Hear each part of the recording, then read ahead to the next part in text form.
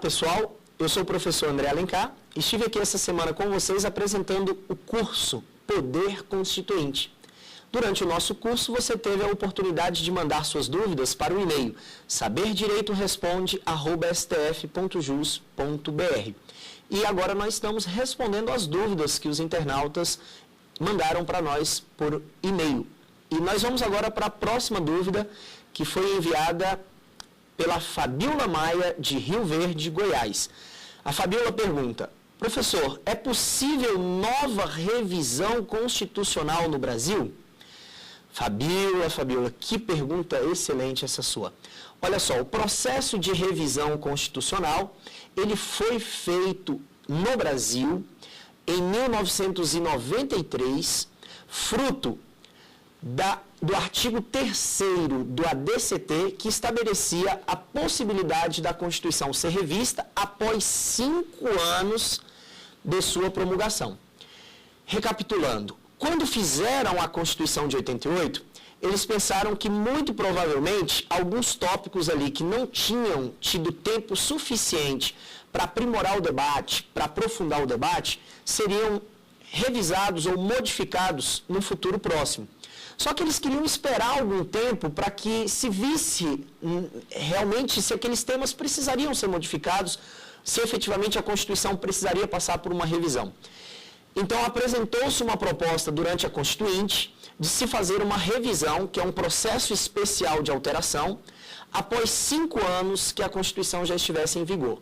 Esse processo especial de alteração foi apresentado e foi posto no artigo 3º do ADCT. Nesse artigo 3º do ADCT consta a seguinte redação: a revisão constitucional, e eu chamo a atenção para o A, que dá uma ideia de definido, de única revisão, a revisão constitucional poderá ser feita após 5 anos da promulgação da Constituição, por sessão unicameral do Congresso Nacional e por maioria absoluta dos votos. Em 1993, 5 anos após a Constituição ter sido promulgada, foi apresentada uma proposta, então, para se fazer a revisão constitucional. A revisão foi instaurada em 1994, em uma sessão conjunta do Congresso Nacional, e durante o processo de revisão, o único processo de revisão, foram feitas 6 emendas de revisão.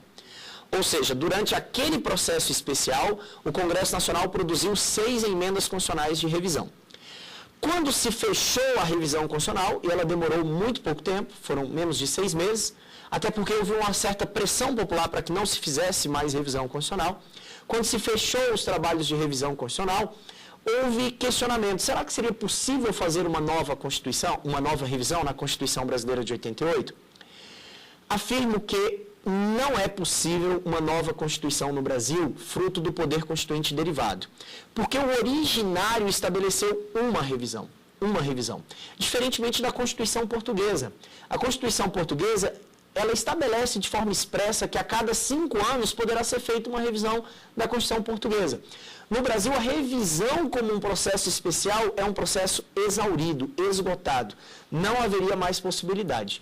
Entendo que seria tentativa de golpe a possibilidade de instaurar uma nova revisão constitucional no Brasil. Ok, Fabiola? Então, não é possível nova revisão constitucional no Brasil. Vamos agora para a próxima pergunta. A próxima pergunta dos nossos internautas foi feita pela Ana Carla Pereira, de Jales, São Paulo. O que a Ana pergunta? Professor, como se dá a aprovação das emendas constitucionais? Ou seja, como é que seria o processo legislativo das emendas? Nós vimos, uma das primeiras dúvidas, como é que se faz uma nova Constituição? E foi dito que a Constituição não tem regra pré-estabelecida de como será feita. Agora, as emendas se submetem a um processo legislativo estabelecido na Constituição. Um processo normativo, um processo definido no artigo 60 da Constituição da República.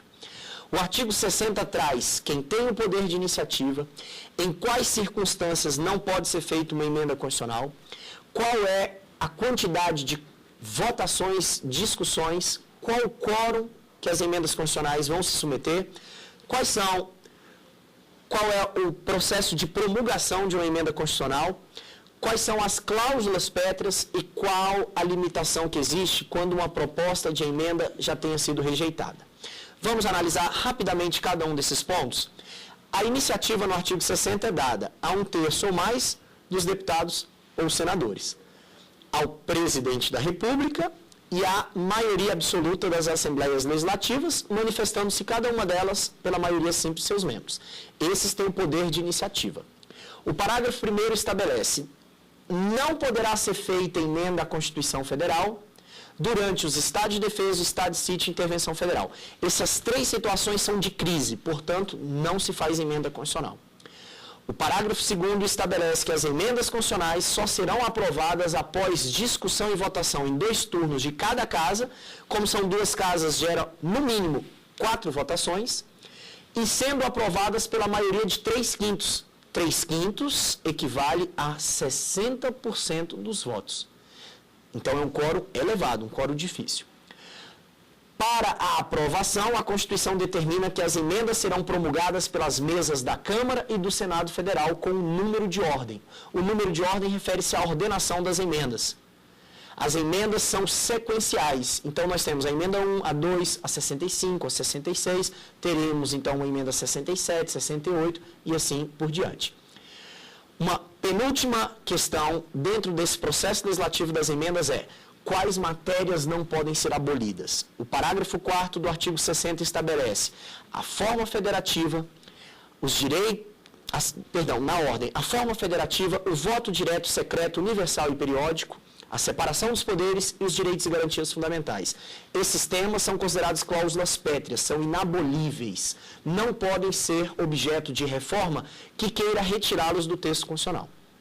E, por fim, se uma proposta de emenda já tiver sido rejeitada, para evitar uma aprovação por insistência, o parágrafo 5º diz: não será objeto de nova proposta na mesma sessão legislativa se a matéria já tiver sido rejeitada ou havida por prejudicada.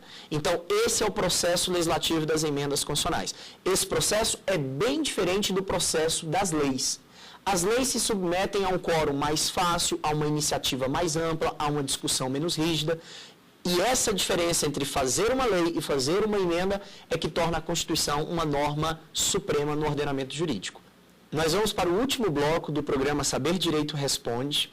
Eu sou o professor André Alencar, nós estamos falando do tema Poder Constituinte. No último bloco responderemos às últimas dúvidas.